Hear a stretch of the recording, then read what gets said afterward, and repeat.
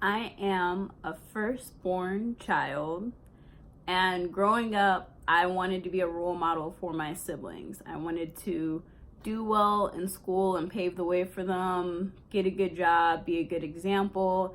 And I really just wanted to prove the statistics wrong about coming from a divorced household. And I guess in a way, I got lucky that I knew both of my parents, that even though they didn't live together much of the time, every summer I got to see my dad. So I'm very familiar with both sides of my family. My dad is always very adamant that he had us on purpose. And I guess like growing up for most of my life, it was myself and two of my sisters. So we were a trio until my mom had another child, and then we became four. And then my dad had another child, and then we became five. So I'm the oldest of five kids. I love my siblings. They're amazing. Even the baby, she's like 5. She's crazy. And my little brother, he's dope too. He's like teenager. And my sisters, we're all in our 20s. So the sisters I was raised with for the most part are also in their 20s. We're the three of us, like between myself and like the youngest of the three of us, there's a 5-year age difference. So our parents had us pretty close together. And I'm Latia. This is my YouTube channel. And I've just been thinking about different things that make me who I am. And I remember really just wanting to really just be a role model to my sisters and to show them a good way and to be a good example for them, because I really care about my siblings. They mean a lot to me. And it just felt like, I don't know, it just felt natural to me, like the right thing to do. And I read a lot of books, or there were a lot of influences with that as well. And I remember telling one of my sisters, we were having a conversation. I was like, I just want to be a good role model to you. And her response was, I don't have role models. And I was just like, oh, wow. This is awkward. Cool. All right. You don't have role models. All right. Okay, cool. All right. So what it became was almost freedom in our relationship for me to just be myself and talk to her about different things. And her and I are both big dreamers, and we're very visionary, if you will. So we always have a big dream for the future, big plans. She is really good at executing things. So she'll be like, I'm doing this thing, and she'll have plans, and she'll do research, and she just gets on it and she just goes for it. And it's impressive. I'm like, I see why you don't have role models. You just get stuff done. It's amazing. And my other sister, we never really talked about things like that. And she is very particular, and it's not in a bad way. Like, she used to call me particular, and I just be like, for what? Like, because I'm detail oriented? I don't understand what your problem with this is. And I think it would usually be if she says a word wrong or using it incorrectly, and then she's like, oh, you're particular, or whatever nerdy thing that I was doing. And now she gets called that, and it's hilarious to me, because I'm just like, aha, popcorn kettle black, huh? Payback. And but she's very on top of her game. She does so much things. So she has a day job, and she'll volunteer, and she'll help people, and she's a great friend, and she's a very loving person. So I have these amazing sisters who I like, and my immaturity, like being like, oh, I'm firstborn, I gotta set a good example, which I did, because all of us did well in school, and all of our teachers remember us. Even coming back years later, when my brother would have band performances and we'd see the principal, she'd still be like, wow, you guys were great. Oh my goodness. And it's just like, thank you. Glad we could come through and make an impact. And it's funny because they just know us for our name, like those Jefferson girls. And it's like, it's fun. It's like my little crew. And not like I led them, because I definitely did not. I am not the type of person who's gonna like tell you what to do and like boss you around. That's not my style. So, second sister, super bossy, very, very bossy, very demanding, always telling us what to do. She'd be the one who's like, oh, mom's coming, clean up.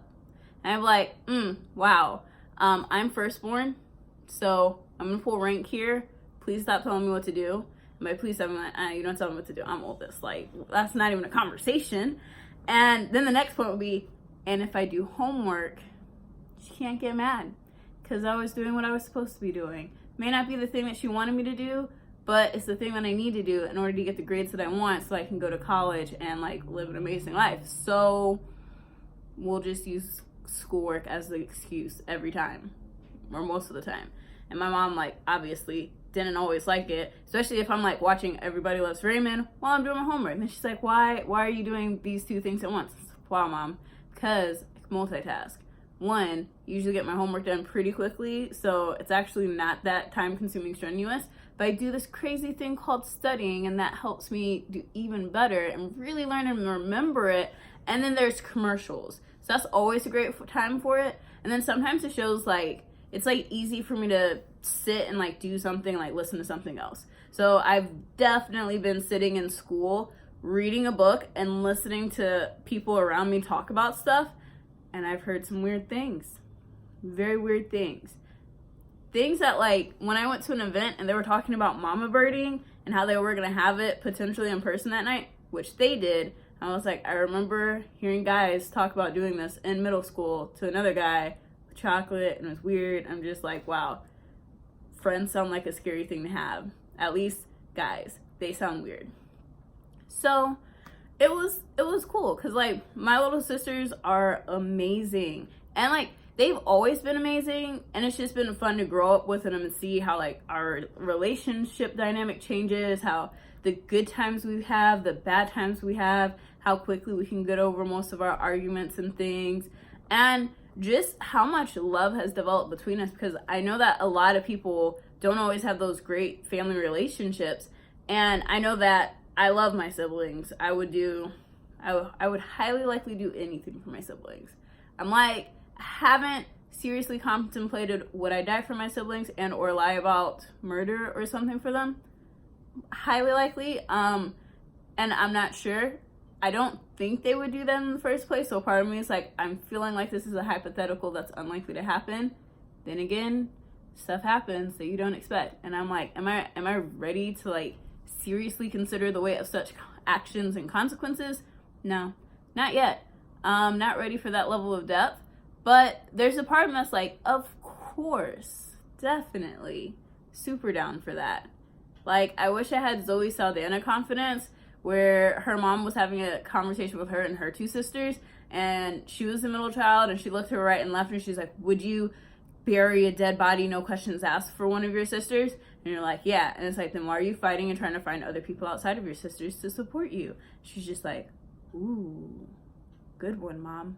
And I really like that story. Zoe Saldana is like one of my, like, I just love her.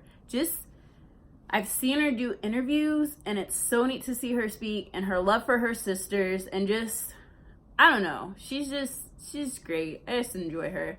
And I feel like, I don't know, I just feel like there's a lot of like family bonds that aren't necessarily there for everyone. That like, I have great stories about like my family. Like, I thought my mom was like excited to get old and gain weight, and she's like, no, I very particularly want to be this weight and like this shape, and not the weight that I am. Like, I've surpassed it, and I would like to like go back a bit. And I was like, but you're always excited like gain weight, and you're always excited for gray hair, and you're just like, oh, wisdom, oh, I'm so old, don't call me a teeny bopper. And it's just like, mom, you're so weird.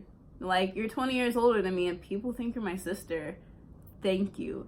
For me, I'm just like, for any person that wants to date me, I'm like, you want to see me in 20 years? Check my mom out. Yeah, that's looking great. Like, I have a great future ahead. And my personal trainer was like, if you're going into a workout program, think about how your parents look.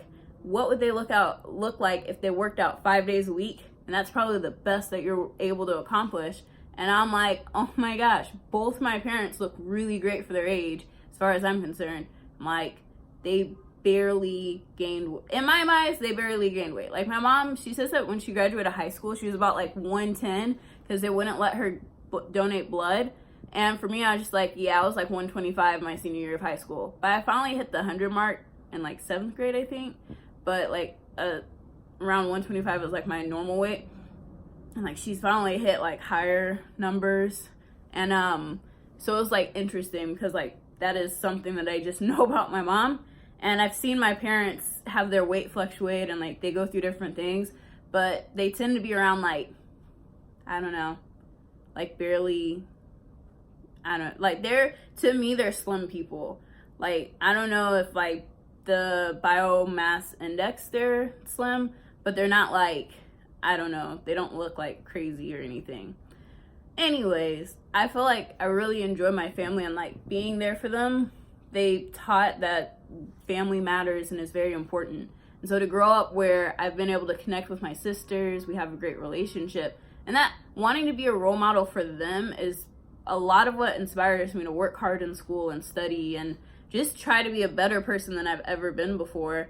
And I'm so grateful to have them because they just are my motivation and inspiration. Like, I am so proud of my sisters. Just the things they accomplish and set their minds to and get done.